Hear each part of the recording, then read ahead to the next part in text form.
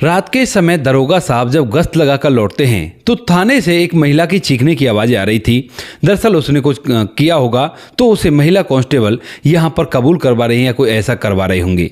अब ये बात नॉर्मल थी तो इसी वजह से दरोगा साहब बैठ जाते हैं, लेकिन जब उस आवाज़ को बार बार सुनते हैं तो आवाज़ उसे जानी पहचानी सी लगती है। और इसके बाद जैसे ही वहाँ पर जाकर देखते हैं तो वहाँ पर एक विधवा महिला को महिला पुलिस कांस्टेबल पूरी तरह से पीट रही थी।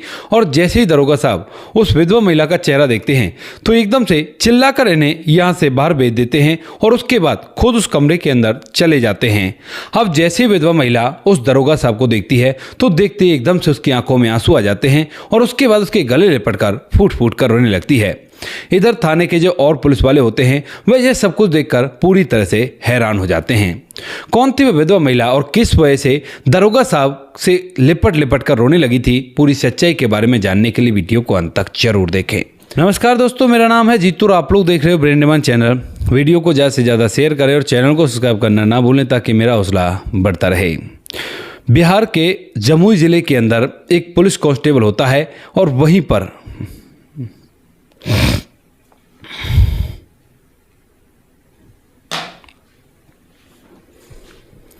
नमस्कार दोस्तों, मेरा नाम है जीतू और आप लोग देख रहे हो ब्रेन डिमांड चैनल। वीडियो को ज़्यादा से ज़्यादा शेयर करें और चैनल को सब्सक्राइब करना ना भूलें ताकि मेरा हौसला बढ़ता रहे। बिहार के जमुई जिले के अंदर एक घर होता है जिस घर के अंदर एक परिवार रहा करता है। परिवार के अंदर पूरा भरा पूरा परिवार है, कोई भी कैसी भी दिक्कत नहीं है। और उसी परिवार में एक विधवा महिला होती है जिसका पति आज से लगभग 3-4 साल पहले इस दुनिया को छोड़कर जा चुका है और वह उस घर के अंदर सारे घर के काम किया करती है और चुपचाप रहा करती है। एक दिन रात के समय की बात होती है, तभी उस घर से जोर जोर से उस विधवा महिला आरती की चीखने की आवाज़ें आने लगती हैं। और यह बात सुनकर पड़ोसी अड़ोसी जो होते हैं वो सीधा दरवाजे पर जाकर खटखटाने लगते हैं। अब जैसे वो दरवाज़ा खटखटाते हैं तो यहाँ पर जो चीखने की आवाज़ है वो थोड़ी कम तो होती हैं, लेकिन उसके थोड़ी देर बाद यानी कि थोड़ी देर लग गई थी दरवाज़ा खुलने में। और उसके बाद जो ससुर होता है उस घर का जो मालिक था, एक तरह से हेड ही कह लो, वो दरवाज़ा खोलता है। और उसके बाद जब लोग कहते हैं कि आवाज़ें कैसे आ रही हैं आपके घर से, तो वो कहने लगता है कि आज मैं घर पर अकेला था और मेरी बहू ने मुझे खाने में कुछ मिलाकर इस दुनिया से विदा करने की कोशिश की और उसके बाद ये घर का कीमती सामान लेकर जा रही थी, देखो वो पड़ा हुआ है। अब जब आस पड़ोस के लोग ये चीज़ देखते हैं तो उसके बाद उसके और परिवार वालों पर फ़ोन किया जाता है, क्योंकि दरअसल आज इसका पूरा परिवार एक शादी में गया हुआ था और घर पर केवल सास बहू ही थे। बहू जो आरती थी वह यह कहने लगती है कि नहीं, मैं ऐसा वैसा मैं कुछ नहीं कर रही थी, ससुर जी मेरे साथ गलत करने की कोशिश कर रहे थे। लेकिन उसकी भला सुनता कौन, क्योंकि यहाँ पर उस खाने को भी ससुर जी लेकर खड़े हुए थे जिस खाने के अंदर वह बता रहे थे कि इसमें कुछ मिलाया है ताकि हमें इस दुनिया से विदा कर सके। और ये रहे वो सारे जेवर यानी कि कीमती जेवर भी बाहर निकले हुए पड़े थे कि इनको लेकर ये भागने वाली थी। उसके बाद उस बुजुर्ग व्यक्ति के घर वाले भी आते हैं, यानी कि उनके बेटा आते हैं, वो दूसरी बहू आती है और उसकी पत्नी आती है। वो सभी लोग यहाँ पर आ जाते हैं और जब देखते हैं कि भाई ऐसा ऐसा हो गया है तो उसके बाद उसे थाने ले जाने की बात करते हैं। यहाँ पर जो ससुर होता है वह साथ में जाता और उसे सीधा थाने में बंद करवा देता है। पूरा परिवार तो वापस लौट आता है, लेकिन यहाँ पर जो ससुर होता है वह उसे जो पुलिस वाले होते हैं उनको कुछ पैसे देता है और कहता है कि इसकी अच्छी तरह से खातिरदारी करना और ये बाहर नहीं आनी चाहिए, क्योंकि अगर ये बाहर आ गई तो उसके बाद हम लोगों को इस दुनिया में जिंदा नहीं छोड़ेगी। इस बात को सुनने के बाद यहाँ पर जो पुलिस वाले होते हैं वह सोचते हैं कि देखो केस भी सही है और उसके ऊपर पैसे भी दे रहा तो कोई भी दिक्कत नहीं है। वो जो पुलिस वाले होते हैं वो उन पैसों को ले लेते हैं। उसके बाद वो उस पर पिटाई लगाने लगते हैं, लेकिन जब उस पर पिटाई लगाए थे तो उसी समय जो इस थाने का दरोगा होता है वह बाहर गश्त पर गया हुआ था और रात के लगभग 9-9:30 बजे वह यहाँ पर आता है। अब जैसे ही वो रात के समय यहाँ पर आया था तो उसके बाद उस थाने के अंदर जो विधवा महिला आरती थी उसको पिटाई लगाई जा रही थी। और जैसे ही वो इस आवाज़ को सुनता तो ये आवाज़ उसे जानी पहचानी सी लगती है। थोड़ी देर इस आवाज़ को सुनने के बाद मैं सोचता कि एक बार देख ही लेता हूँ, शायद शक्ल देखकर याद आ जाए कि कोई जानने वाला तो नहीं है। और इसी वजह से जैसे वो उठकर वहाँ पर जाता है जिस कमरे में उस महिला को पिटाई लगाई जा रही थी और कहा जा रहा था कि तूने ऐसा किया है, लेकिन महिला बार बार कह रही थी कि मैंने ऐसा नहीं किया है, ये तो मेरे ससुर जी की चाल है और उन्होंने मेरे साथ गलत करने की कोशिश की है। अब ये वो कह रही थी बार बार, लेकिन पुलिस वाले ये सोच रहे थे कि शायद ये बहाना लगा रही है। और जैसे ही यहाँ पर दरोगा साहब जाते हैं और उस विधवा महिला की शक्ल देखते हैं तो एकदम से उन महिला कांस्टेबल्स को रोकते हैं, कहते हैं कि रुक जाओ, इस पर पिटाई मत लगाओ। अब इस बात को सुनते ही महिला कांस्टेबल, इधर जो विधवा महिला है, वो सभी लोग उसकी तरफ देखने लगते हैं। और जैसी विधवा महिला उस पुलिस अफसर को देखती है, यानी कि जो दरोगा था उसको देखती है, जिसका नाम होता है अमन, और अमन को देखते ही उसकी आंखों में आंसू आ जाते हैं। इसके बाद जो दरोगा साहब होते हैं वो कहते हैं तुम लोग बाहर निकलो और मैं पूछता हूँ इससे क्या पूछना है। उसके बाद जो अमन होता है वो उस कमरे के अंदर जाता है और उस कमरे का दरवाजा अंदर से बंद कर लेता है। वहां पर जाते ही जैसे दरवाजा बंद होता है तो जो आरती होती है वह एकदम से अमन की तरफ देखते हुए अपनी आंखों में आंसू ले आती है, और जो अमन होता है उसकी आंखें भी पूरी तरह से नम हो गई थी। और इसके बाद जो आरती होती है उससे नहीं रहा जाता और वह एकदम से जाकर उसके गले लिपटकर फूट फूट कर रोने लगती है। कहती है कि अमन मैंने कुछ भी नहीं किया है, मुझे खामखा ही मेरे जो ससुर हैं वो फंसाने की कोशिश कर रहे हैं। दरअसल यहाँ पर ससुर जी की गलत निगाह मुझ पर थी, और जब घर के अंदर कोई भी नहीं था तो उन्होंने मेरा फायदा उठाने की कोशिश की। दरअसल मेरे घर वाले ऐसे ऐसे गए थे, और उसके बाद मैं जो थी वह घर के अंदर अकेली रह जाती हूँ, क्योंकि वो लोग मुझे नहीं लेकर गए थे कि मैं विधवा हूँ और शुभ काम में विधवाओं का कोई काम नहीं हुआ करता। लेकिन उसी समय मेरे जो ससुर जी होते हैं वो भी बीमारी का बहाना लगाकर घर में रुक जाते हैं, और पहले से भी कई बार ये मुझ पर गंदी निगाह रखा करते हैं, लेकिन परिवार के होते हुए ऐसा नहीं कर सकते। तो इसीलिए इन्होंने आज इस चीज़ का फायदा उठाना चाहा, और जब मैं चिल्लाई तो उसके बाद इन्होंने मेरे ऊपर ही ऐसा ऐसा इल्जाम लगा दिया। ऐसा कहकर वह फूट फूट कर रोने लगती है। इधर जो बाहर और पुलिसकर्मी होते हैं वह ये देखने लगते हैं कि आखिर बात क्या है, और इसीलिए जब ऊपर से एक रोशनदान होता है उससे झांक कर कुछ पुलिस वाले देखते हैं तो देखते हैं कि वो महिला उसके गले लिपटी हुई है और फूट फूट कर रो रही है। इस बात को देखने के बाद वो ये तो समझ गए थे कि शायद ये महिला इसकी कोई जानने वाली है, और इसी वजह से जिन्होंने पैसे लिए थे वो काफ़ी ज़्यादा घबरा जाते हैं। उसके थोड़ी देर बाद दरवाज़ा खुलता है, और दरवाज़ा खुलने के बाद यहाँ पर जो पुलिस वाले होते हैं वह सामने आते हैं और उससे माफ़ी मांगने लगते हैं। कहते हैं कि साहब माफ़ कर देना, अगर ये आपकी जानने वाली है तो हमें पता नहीं था, हमने खामखा इसके साथ ऐसा व्यवहार किया है। लेकिन तभी जो अमन होता है वो कहता है कि तुमने व्यवहार नहीं, तुमने बहुत गलत किया है। ये बेचारी खुद सताई हुई है, और ऊपर से तुम इसके परिवार की बात मानकर इसको प्रताड़ित कर रहे हो, शायद पैसे दे दिए होंगे ना। अब ये बात अमन को वैसे तो पता नहीं थी, लेकिन अपने आप ही उसे अंदाजा हो गया, क्योंकि पुलिस महकमा ऐसा ही हुआ करता है। और उसके बाद जब उसे ये बात पता चल जाती है तो यहाँ पर जो अमन होता है वह उन लोगों की तरफ घूर घूर कर देखने लगता है, और वो लोग उससे माफ़ी मांगने लगते हैं। कहते हैं कि साहब पहली और आखिरी गलती समझकर मुझे माफ़ कर दो। इसके बाद यहाँ पर जो अमन होता है वो कहता है कि ठीक है, ऐसा करो, एक कांस्टेबल जाकर इसे मेरे क्वार्टर पर छोड़ दो। क्वार्टर उसका यहाँ से लगभग 500 मीटर दूर था, और उसके बाद जो महिला होती है उसे क्वार्टर पर छोड़ दिया जाता है। अब जो विधवा महिला थी वह क्वार्टर पर पहुंच जाती है। अमन भी थोड़ी देर में अपना यहाँ का काम निपटाने के बाद क्वार्टर पर पहुंच जाता है, और वहां पर जाकर जब आरती के पास वह पहुंचता है तो आरती अभी तक फूट फूट कर रोई जा रही थी। अमन जो होता है वो पूछता है कि क्या हुआ आरती, तुम इस तरह से क्यों रो रही हो, अब तो मैंने तुम्हें बचा लिया है ना। तो यहाँ पर जो आरती होती है वो कहती है कि क्या करूँ मैं, मेरी जिंदगी बद से बदतर हो चुकी है। अमन जो होता है वो पूछता है कि क्या हुआ, मैंने तो सुना था कि तुम्हारी अच्छे घर में शादी हो गई है, भले ही थोड़ी दूर है लेकिन घर अच्छा है। तो उसके बाद वो कहती है कि अच्छा घर नहीं है, मेरा जो पति था वो चोरी चकोरी किया करता था, और जब मैं उसे समझाती हूँ तो वो मेरी एक बात नहीं मानता है। और उसके बाद होता भी ऐसा ही है, जिस चीज़ का मुझे डर था वह एक हादसे में इस दुनिया को छोड़कर चला जाता है, क्योंकि चोरी कर रहा था और चोरी करते वक्त किसी ने उसे बंदूक से उड़ा दिया, और उसके बाद मैं विधवा हो गई। विधवा होने के बाद मैं अपने पिता के पास भी जाती हूँ, लेकिन जो पिता हैं वह लगभग 2.5 साल मुझे अपने पास रखने के बाद जब अड़ोस पड़ोस के लोग बातें बनाने लगते हैं तो दोबारा से यहीं पर भेज देते हैं। और जब वो मुझे यहाँ पर भेजते हैं तो मुझे एहसास हो जाता है कि मेरा ससुर मेरे ऊपर गलत निगाह रख रहा है, और उसी का नतीजा ये है जो आज मैं भुगत रही हूँ। इस बात को कहकर आरती फिर से रोने लगती है। अमन जो होता है उसे गले से लगाता है, कहता है कि रो मत आरती, देखो हम लोग कभी एक दूसरे से प्यार किया करते थे, और इस प्यार का तुम्हें वास्ता दे रहा हूँ, ऐसा बिल्कुल भी मत करो। अब इस बात को सुनकर यहाँ पर जो आरती है वो चुप होती है, और उसके बाद दोनों पुरानी यादों में खो जाते हैं। वो सारे पलों को याद करने लगते हैं जब वो एक साथ रहा करते थे, एक दूसरे से प्यार किया करते थे।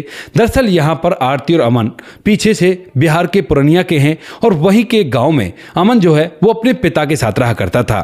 पिता जो था वो मेहनत मजदूरी किया करता था, और जब बेटे की पढ़ाई की बात आती है तो वह अच्छे से अच्छे स्कूल को चुनता है, और पास ही के एक शहर में अपने बेटे का एडमिशन करा देता है ताकि बेटा बड़ा होकर कामयाब बन सके।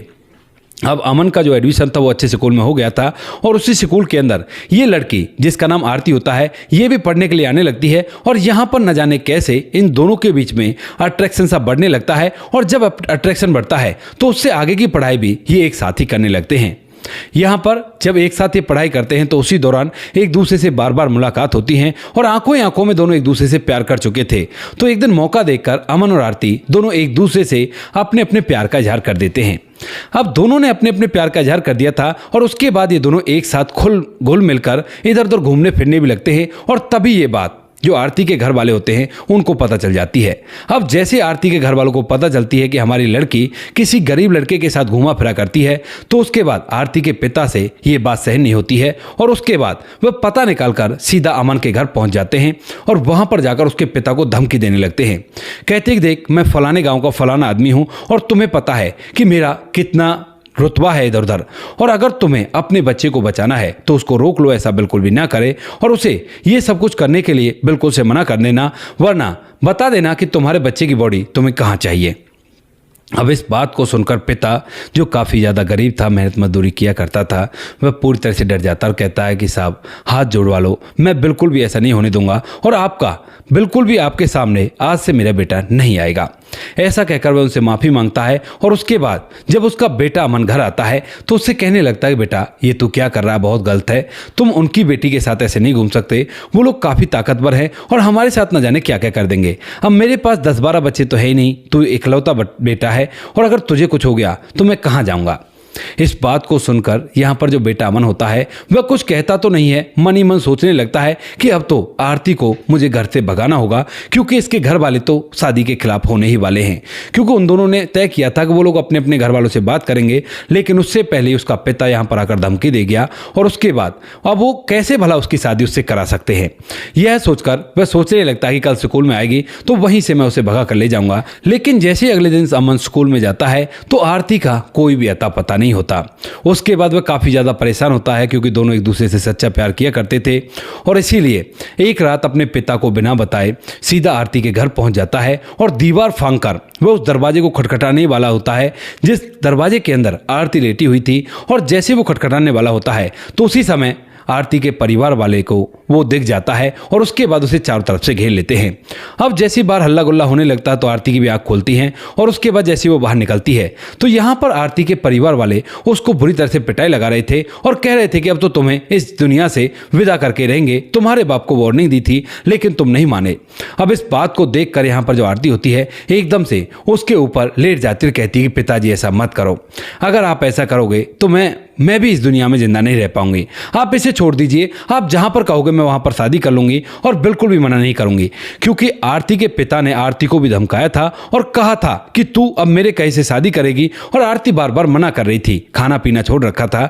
और जब यहां पर यह शर्त आरती रखती अपने पिता के सामने तो उसके बाद जो आरती का पिता है वो भी यही फैसला करता है कि अमन को छोड़ देते हैं, क्योंकि अगर उन्होंने यहां पर अमन के साथ ऐसा वैसा कुछ किया तो उसके बाद हो सकता है चारों तरफ बदनामी हो जाए, और एक बार ज्यादा बदनामी हो गई तो लोग तरह तरह की बातें बनाएंगे और बेटी की शादी होने में बड़ी मुश्किलों का सामना करना पड़ेगा।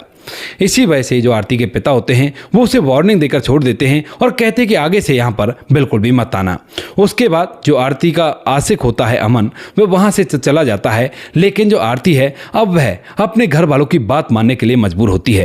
माता पिता उसके लिए एक लड़का ढूंढते हैं और काफी दूर के शहर में यानी कि बिहार के जमुई में दूसरे डिस्ट्रिक्ट में उसकी शादी करा देते हैं, ताकि वहां पर अब तक ये बदनामी ना हो सके जो वहां पर हो चुकी थी। क्योंकि अड़ोस पड़ोस में ये बात पता तो चल ही गई थी कि इनकी बेटी किसी लड़के से प्यार किया करती है, तो इसी वजह से दूर वो शादी करते ताकि किसी को पता ना चले। और लड़का भी ऐसा होता है क्योंकि जो आरती का पिता था उसे गुस्सा आ गया था कि हमारे घर में किसी भी चीज की कमी नहीं है, उसके बाद भी बेटी ऐसे गुल खिला रही है, तो इसी वजह से उन्होंने उसकी शादी एक ऐसे लड़के से करा दी थी जो कि चोरो चक्का था और वह अब इधर उधर चोरी डकैती किया करता था और शराब भी पिया करता था। आरती उसे समझाने की कोशिश करती लेकिन वो नहीं समझता है और इसी के चलते एक दिन वो इस दुनिया को छोड़कर चला भी जाता है। उसके बाद जो कुछ भी हुआ था वो आरती पहले ही बचा चुकी है। तो यहाँ पर इन सभी बातों को वो सोचने लगते हैं और उसके बाद जो आरती है वो पूछने लगती है कि ये बताओ उसके बाद तुमने क्या किया। तो यहाँ पर वह बताता है कि उसके बाद जब तुम्हारी शादी हो गई थी तो उसके बाद मैंने सोचा कि अब मैं अगर तुम्हारी ज़िंदगी में दोबारा से जाता हूँ तो तुम्हारी ज़िंदगी डिस्टर्ब हो सकती है, और वैसे भी मैं तुमसे प्यार किया करता था तो तुम्हें परेशान भला कैसे दिखता, और इसीलिए मैंने फैसला किया कि अब पढ़ लेकर कामयाब होऊंगा और पिता के सपने को पूरा करूँगा। इसीलिए मैं पटना चला जाता हूँ और वहाँ पर पढ़ाई लिखाई करके आज मैं एक दरोगा बन गया हूँ और यहाँ पर मेरी ये पहली पोस्टिंग है। लेकिन देखो पहली पोस्टिंग में तुम मुझे मिल गई, उसके बाद जो आरती है वह फूट फूट कर रोने लगती है और रोते हुए कहने लगती है कि वो क्या करें, जिंदगी तो बर्बाद हो ही चुकी है। अब अमन को आरती के बारे में पूरी बात पता थी कि क्या क्या हुआ था उसके साथ, कैसे कैसे शादी हुई, जबरदस्ती से उसके पिता ने शादी करवा दी। और उसके बाद जब वह घर गई वापस, यानी कि पति को इस दुनिया से विदा होने के बाद 2.5 साल तक वह अपने पिता के पास रही थी, लेकिन उसके बाद भी पिता ने उसे अपने साथ रखने से मना कर दिया।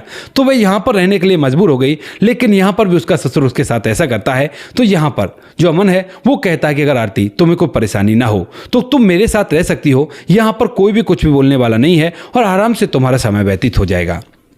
इस बात को सुनने के बाद जो आरती होती है वह कहती है कि अगर ऐसी बात है तो मुझे बेशक से अपने पास रख लो, मैं तुम्हारे घर का सारा काम कर दिया करूंगी, बस मुझे अपने पास रख लेना। यहाँ पर जो अमन है वो भी इस बात के लिए हामी भरता है और उसके बाद जो आरती है अब वह अमन के घर में ही रहने लगती है। दूसरे दिन सुबह होती है, सुबह सुबह यहाँ पर जो दरोगा साहब होते हैं वो थाने जाते हैं और थाने जाकर आरती के ससुर को ही थाने में बंद करवा देते हैं और पूरे के पूरे बयान जो कुछ भी आरती ने दिए थे उनके आधार पर उसके ऊपर केस चलाया जाता है। अब जैसे ये बात उनके बेटे को पता चलती है, यानी कि आरती के जो जेठ था, यानी कि उसके पति का जो भाई था, उसे पता चलती है तो वह एकदम से आग बबूला हो जाता है और इसके बाद आरती के पिता के पास जाता है। कहता है कि अंकल जी, आपकी बेटी ने ऐसा ऐसा कर दिया, आप चलिए ना मेरे पिताजी को तो छुड़वा दीजिए। तो उसके बाद जो आरती का पिता है वह पुरनिया से सीधा जमुई आता है और जमुई आने के बाद जैसे यहाँ पर दरोगा साहब से मिलता है तो एकदम से हैरान हो जाता है, क्योंकि आरती का जो पिता था वह दरोगा साहब को अच्छी तरह से जाना पहचाना करता था। और उसके बाद वो कहने लगता है कि तुम ऐसा नहीं कर सकते, जब इनके कोई गलती नहीं है तो इनको ऐसे क्यों बंद कर रहे हो। तो उसके बाद यहाँ पर जो दरोगा साहब होते हैं अब वह भी अपनी बात को आगे रखते हैं और कहते हैं कि जब इनकी गलती है तो कानून के हिसाब से इन्हें सजा मिलेगी और तुम और मैं कोई नहीं होते इनको दोषी और ना दोषी ठहराने वाले। इनने आपकी बेटी के साथ गलत किया है और इसकी सजा इसे मिलकर रहेगी।